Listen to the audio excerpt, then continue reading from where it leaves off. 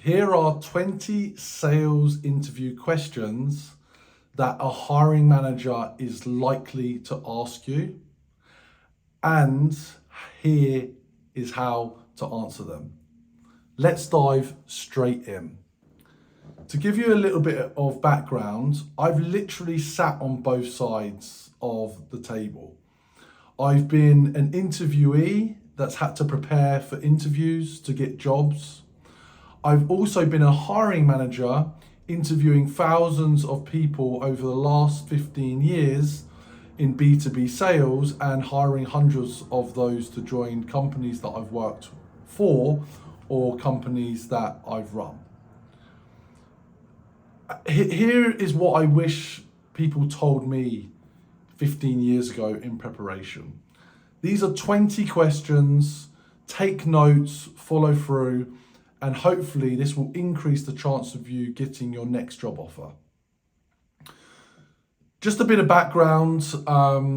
As I said, I spent 15 years in B2B sales.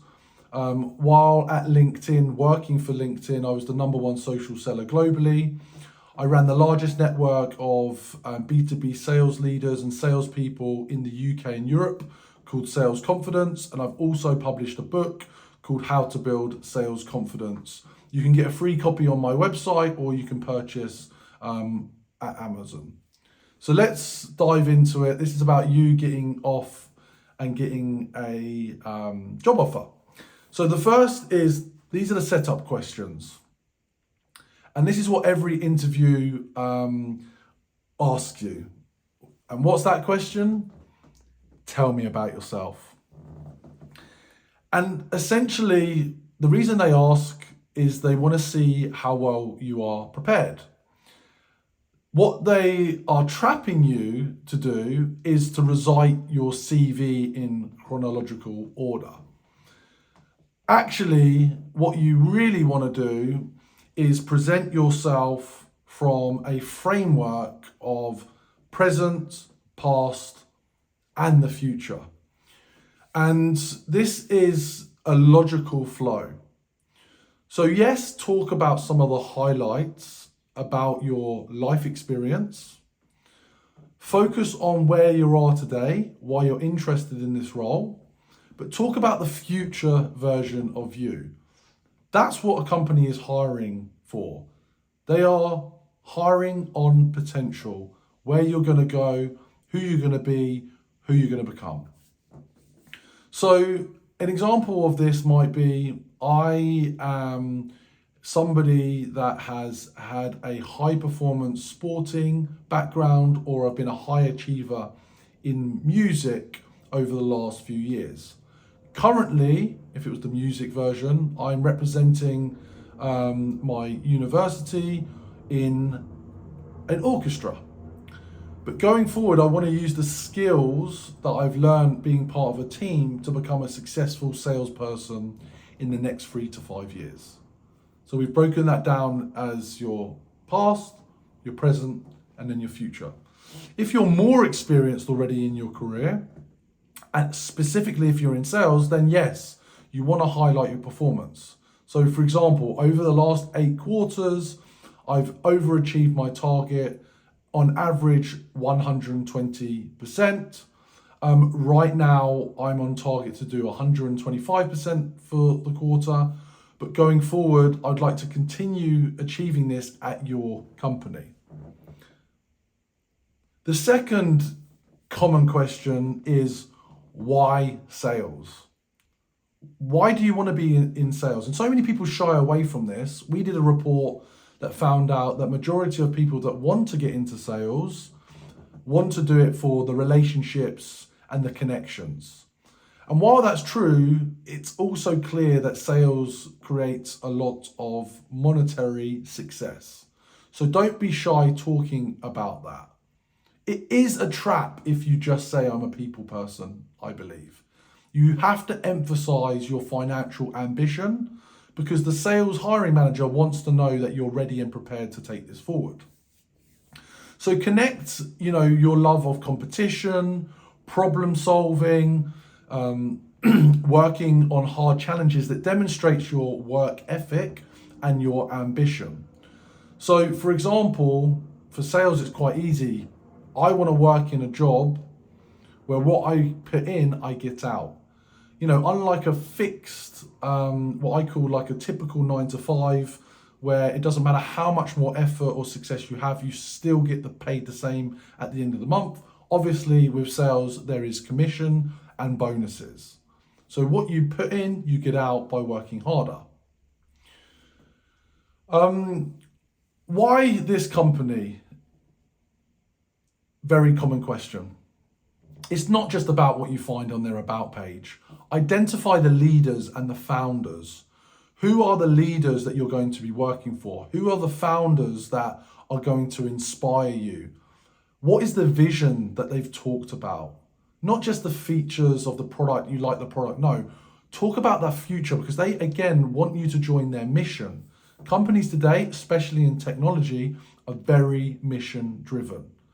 And so they want to see that you understand their purpose and their vision. So for example, you might reference a news article. I've seen you've recently raised X amount of funding, or I've seen that this leader has recently joined. I'm really inspired by that, and I'd like to focus my career on building more success with you going forwards. Another common question is, why are you applying for this role? Now, obviously, you don't want to say this is one of 100 you've applied to this week, right? And also, you don't just want to say it's for growth. It comes back to my previous point. What specifics can you link to that company that are aligned with your goals, your personality, and your ambition?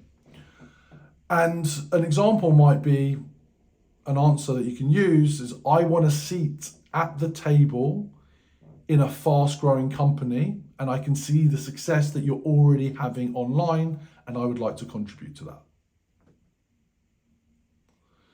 Another very, very common question, not so relevant if you're not in work right now, but it might be previously, why are you leaving your current role?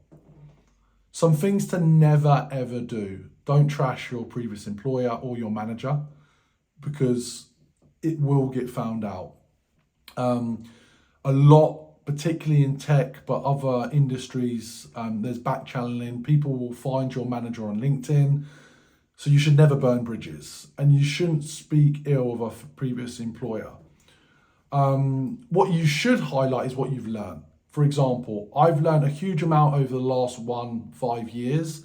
I've grown as an individual, I've had success, but now I'm looking for the next chapter in my career to continue developing, continue to out-earn my peers, and continue to be successful.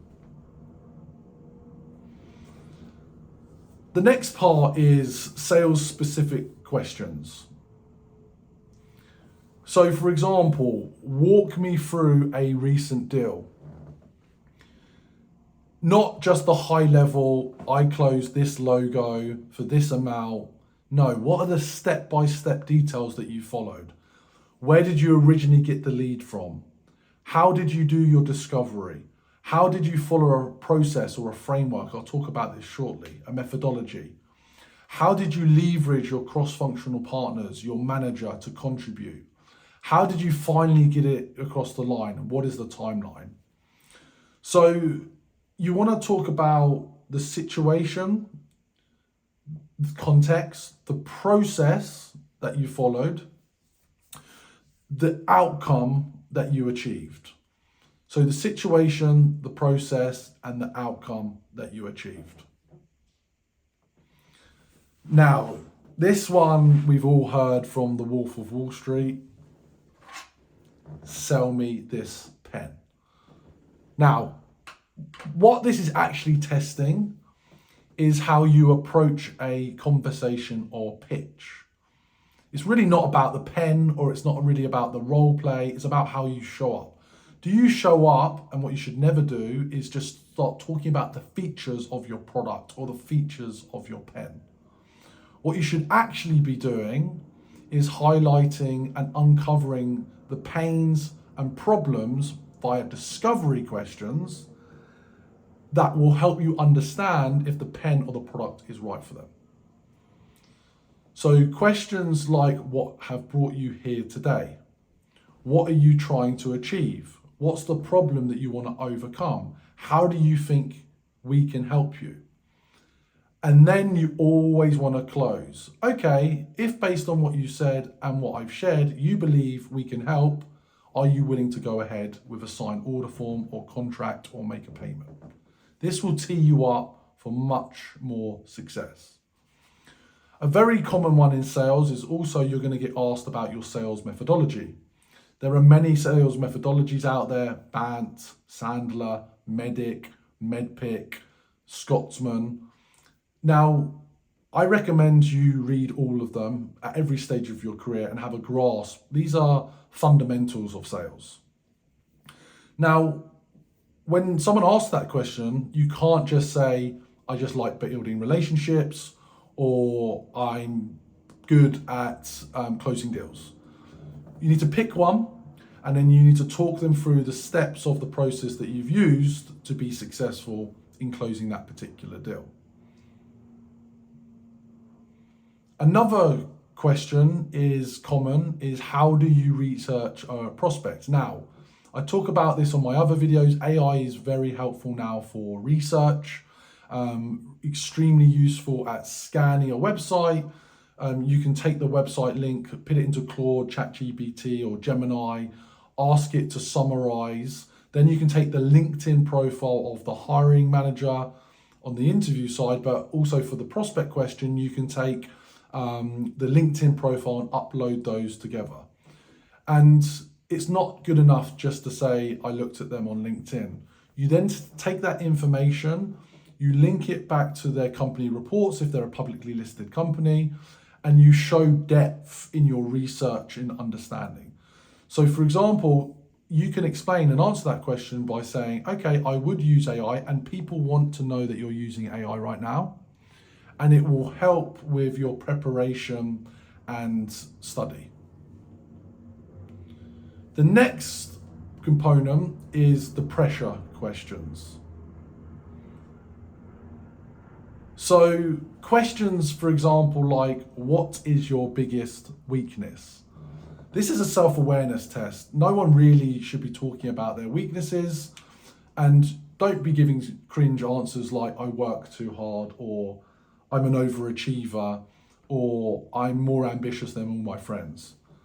Think about being professional, framing the fact that there are components in your sales process that you lean in more to, for example.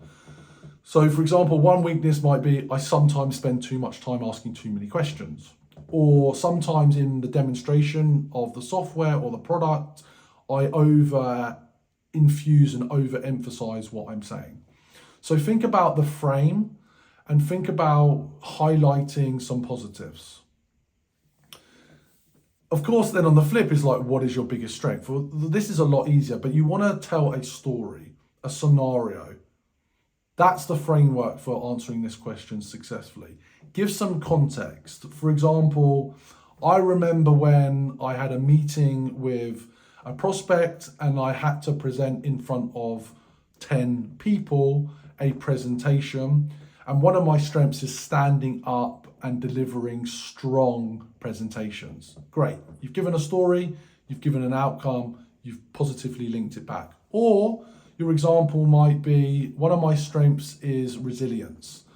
You know, I've done this role, or I've done door to door, or I've worked in street charities, or I've worked in a bar, and I've dealt with no after no after no, and I've come back, and here is an example of something like that. This is also a common question. Tell me a time when you lost a deal or you didn't hit target. Now, don't be afraid of this question. It's not trying to catch you out. It's trying to assist you in learning how you analyze your failures or setbacks. What happened? What did you own? And what changed? So for example, might be, I lost a 50K deal to a competitor. The reason I lost that deal is for XYZ. However, I learnt XYZ. Now, fundamentally, any role at any stage of your career, you are going to face with rejection, setback.